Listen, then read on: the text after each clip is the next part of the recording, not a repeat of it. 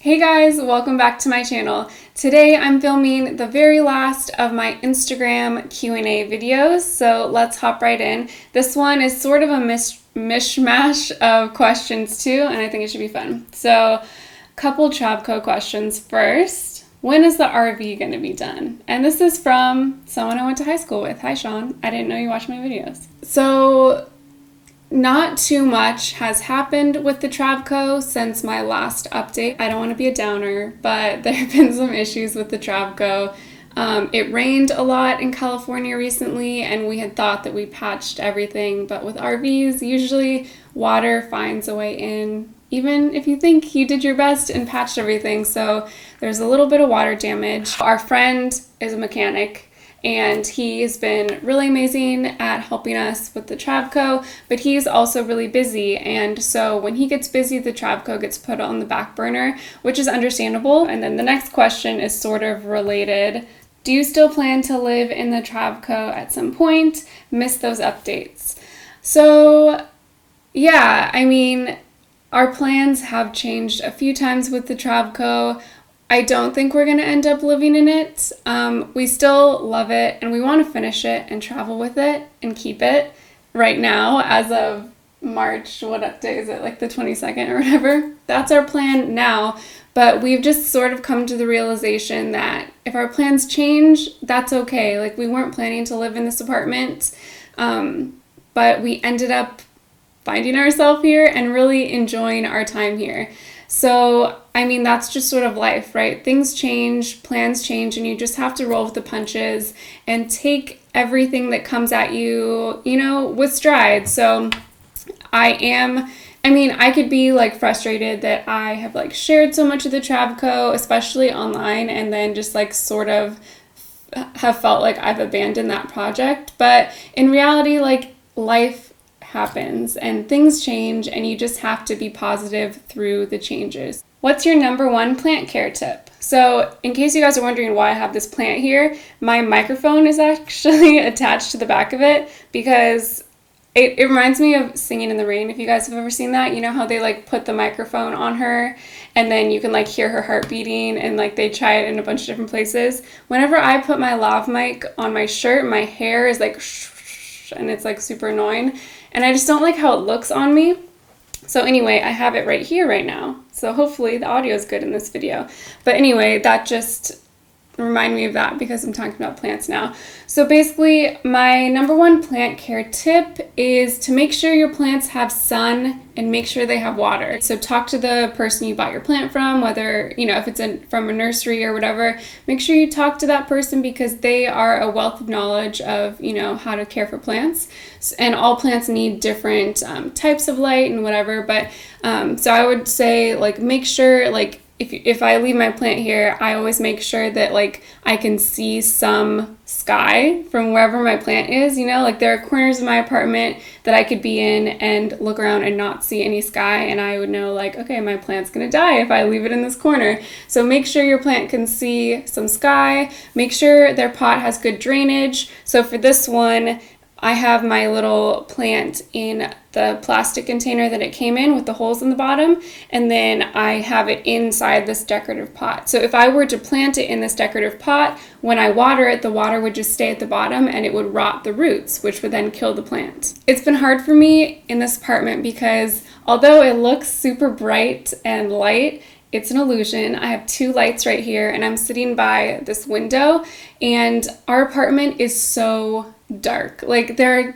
some times in the morning that a little bit of sun will come in from these two windows, but it gets dark here at like 2 p.m. because we live next to these like stupid, huge like McMansions that like literally block the light for our apartment starting at like 1:30 or 2. So plants do not thrive in my apartment, and it's so hard for me. And we're moving out in September because that's when our lease is up, and I just can't wait to find a place that has like windows and just like, you know, a place that I can have my plants inside, because right now my plants, my bigger plants, are all outside. I had one of them in here for a couple weeks and it just started not doing well again because it didn't get the amount of sunlight that it needed. So now it's outside.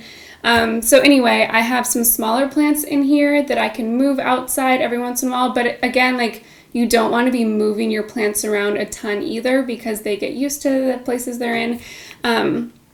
So I have little plants like this. I just actually moved one to hang on my window by my desk, and I love it. I just love having greenery around me, so I'm hoping that one will thrive there.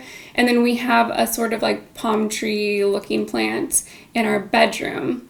How many jobs / different careers did you have before finding what you wanted to do? I had quite a few. I would say that I sort of always knew or hoped that I would end up in a creative career. And when I was younger, I was really into dance, and I was also into making things. So when I was in elementary school, I had a bunch of businesses, right? I had like a pressed flower business where I would actually like steal my neighbor's flowers and press them and turn them into bookmarks and stuff, and then sell them or give them away to family and friends. And so I feel like growing up, like, creativity was always something that I loved and would participate in. But then when I got to the end of high school and college, I didn't really know how I would channel that creativity. I knew that I didn't want a typical job. I knew that that's not where I would thrive, but it took me a while to sort of come to where I am now, which is a freelance graphic designer / stylist and YouTuber, strangely enough. And also I like edit videos and stuff for people. So I don't really know what my like job title is, but it's sort of just like all of the above. So yeah, it definitely took me a while. Like I said, when I was younger, I did creative things. In high school, I had a jewelry business where I would make jewelry and sell it.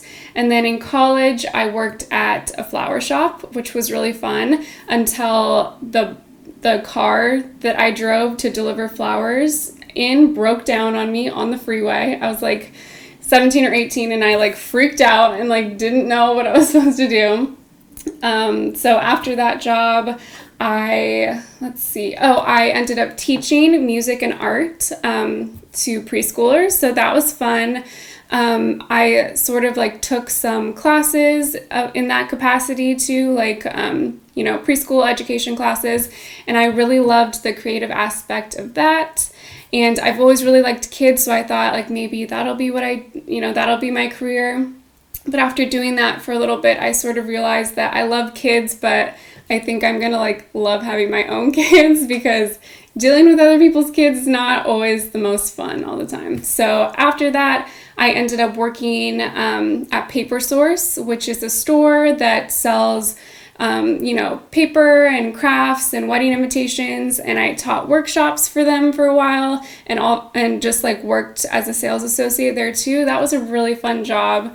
And then after that, I worked in an office for a while. And when I worked in that office, I really realized that that was not what I ever wanted to do. I loved the people that I worked with. I don't know if any of them watch my videos, but I loved all the people I worked with. But that job really taught me like, I need to be doing creative things or else I am not happy, because in that time in my life, like I was newly married and I was happy, but my job was giving me no fulfillment really creatively. And that was hard, but that was also the time that I ended up starting to make YouTube videos and feed my like passion and creativity in that way. So I'm grateful that I had that job that I didn't really like, because it opened me up to things that I probably wouldn't have done otherwise, like YouTube. So, and then after that, I don't even know where I'm going with this. This is like such a long, rambly answer. After working there, I worked at a vintage clothing store for a while, and then that store ended up closing. And so I sort of had a choice to make there. I could go and try to find another retail job that maybe I wasn't super passionate about, or I could try my best to make my freelance work my real work and make YouTube more of my job. Sorry, my neighbor just drove by, if you heard that. So I was really lucky, obviously, to be in a situation where I could take that time to try. I know not everyone is in that, position, but I was, so I did, and it's ended up working really well for me. Obviously, it's not easy because when you work for someone else, like they tell you what to do, and you get a steady paycheck, and that's awesome, but I'm really glad that I took the leap to try to be my own boss and make YouTube more of my job, but also make freelancing more of my job. So that's what I've done. Throughout my life, when I worked at the flower shop or paper source, or even when I was teaching, I was always doing freelance stuff. So it's not like I just started from nowhere. Like, that's always been a part of my life. And that was my really long, rambly answer, Alyssa. I hope you enjoyed that. Next question. How did you get involved in your job without a degree? So like I said, I'm a freelancer. I do graphic design and video editing and other stuff too. And for me, I feel like for the most part, when I go to to meet with potential clients, I show them my portfolio or I talk to them about past projects. And I feel like in my industry, at least, obviously this isn't the same for everyone, and I'm not telling people not to go to college, but for me, like, having a strong portfolio and being able to show people your value and show people how you can add value to their business or, whatever you're doing for them is what you need to do. Your work will speak for you more than your degree will. Again, at least in my experience, that's what I've encountered. So yeah, and I think just sort of like making friends with people, telling people that what you do, so that if they meet someone that needs, a graphic designer or a video editor or whatever, they can speak for you. And I feel like that sort of recommendation is also really strong and something that's helped me in my freelance career. What are your top 3 bucket list travel destinations? I would say Japan, definitely. Nick and I are hoping that we can go there in the next couple of years because we both are really just like interested in that culture, and it's just so different from where we live. So we'd love to go to Japan. New Zealand is also a place that I've always wanted to visit. And then Italy is another place that I've always wanted to visit. Funny story, actually. I grew up thinking that I was partially Italian, right? My last name, my maiden name was Italian. So that's just like, I don't know, I look Italian, right? But my sister did one of those like DNA test things, and her results came back that she was 0% Italian and that she was 16% Jewish, which we didn't know that we were. How crazy is that? I want to know in the comments if any of you guys have taken one of those DNA tests and if the results were different than what you thought you were, because I'm fascinated about that now. I'm thinking about maybe doing the test too, because my sister and I are half sisters, so I could be different than her potentially. I don't know. I'm obviously a mutt. Like, I didn't think I was a large percentage Italian, like maybe 16 to 20%, but it's just crazy to me to think that like my whole life could be a lie. So dramatic. But anyway, because I had always wanted to go to Italy because that's sort of like, I thought I was Sicilian and Nick is, allegedly, who knows, I guess. And so I always thought that would be a fun place to go. I'm going to keep that on my bucket list, even though I may not be Italian. I'll keep you updated on that. I would love to hear more about your autoimmune disorder and some holistic things you are doing to reduce your symptoms. I have an autoimmune disorder, lupus, and I'm always interested in how other people manage those types of conditions. For those of you who don't know, I have hypothyroidism. I've been working with a holistic doctor for the past 8 months.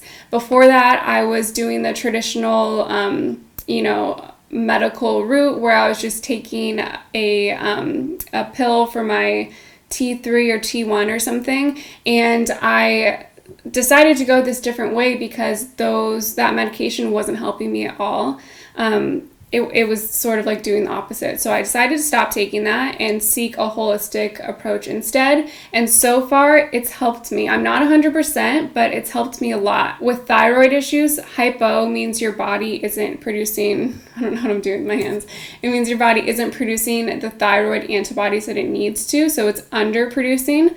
And there's so many different symptoms that can come from that. The ones that really affected me were brain fog and just feeling tired all the time, borderline like depression, and other things too, hair loss. And so since sort of working with this doctor, obviously not the whole time, but in the last few months, I have felt my energy improve so much. I don't drink caffeine anymore. I do decaf coffee sometimes just because I really like the taste of it. I would say before my care with this holistic doctor, my energy from day to day was like 30 to 40%, 50% sometimes, but generally I was really, really low energy. And so I would drink coffee all the time to try to pick myself up, but that was just masking things, and it was affecting my adrenals, which were then making me more tired, and it was just like this whole vicious cycle. But now I feel like I'm at 90% most days, which is incredible because I honestly can't remember the last time that I felt this good. So anyway, I found that my autoimmune condition is caused partially by inflammation in the body. And so the thing that I'm working on, one of the things that I'm working on currently, is to find what's causing inflammation in my body and getting rid of that. Food sensitivities are a major cause of inflammation in the body. So food sensitivities are different from food allergies. They're sort of like dealt with or generated maybe on different branches of your immune system. The effects of food allergies are sudden, like you get hives or you can't breathe or scary things like that. But the effects of food sensitivities can take days or even months to fully develop. And this is important to know because the same branch that the food sensitivities are generated on is where your thyroid antibodies are created, I think, or sort of where they're generated to. So that's an issue with me because, like I said before, hypothyroidism means my body isn't creating the amount of thyroid antibodies that it needs. So when you remove that inflammation from that branch of the immune system or that of your body, hopefully the idea is your body will then be free to create the antibodies that it needs. I have found that by removing those triggers, the trigger foods and the things that are causing inflammation in my body, I have felt a lot better. Another thing also I wanted to mention is that leaky gut, sounds so gross, right, is another cause of inflammation in the body because it means that food particles and proteins are getting through your gut lining and going into your bloodstream, and that's a huge cause of inflammation. And tons of people struggle with leaky gut, and I'll link some stuff in the description. Again, my camera died because I'm talking too long. This happened in the last video too. I'm almost done. Anyway, I was saying that some of the things that I found out that I'm sensitive to are gluten, right? Dairy, which I didn't really do anyway, but I'm extremely sensitive to dairy. And actually, when we were in Michigan, I accidentally drank a sample of coffee with dairy in it. I had ordered a decaf coffee with coconut milk in it, and they gave me milk instead, and I got super sick because of that. And it's a bummer because when you have food sensitivities, like I said before, they can take months to fully like go through your body and like get rid of themselves, you know what I mean? So I felt like I had set myself back so far after all the hard work I'd done, but in the end, like, that's life. Like, you're gonna get cross-contaminated food, things like that are gonna happen, and you just have to take it in stride. I feel like this is like what I was talking about with the Travco too, just like trying to be positive, doing your best, and just moving forward, you know, the best you can. So I hope that was helpful. That's a very small sort of peek into what I'm doing right now to try to heal my body. So when I'm done with this program and I feel like I can more eloquently share my thoughts with you guys, I will, because I know so many of you struggle with thyroid issues too. But definitely check out the links that I have for you below that I'm going to share, because I'm not a doctor and I can share my experience, but I want to make sure that you guys are like getting adequate information that's from a doctor. You know what I mean? That's important. So yeah, that was a super long rambly answer. And that's the end of the video. So thank you guys so much for watching. Thank you so much for just like your really sweet and positive comments about this Q&A series. I'm so glad that so many of you liked it. Yeah, I'm glad you liked it, and I'm glad that you can get to know me a little bit more this way. So thank you so much for watching. Thank you to those of you who are supporting me on Patreon too, and I'll see you in my next one. Bye.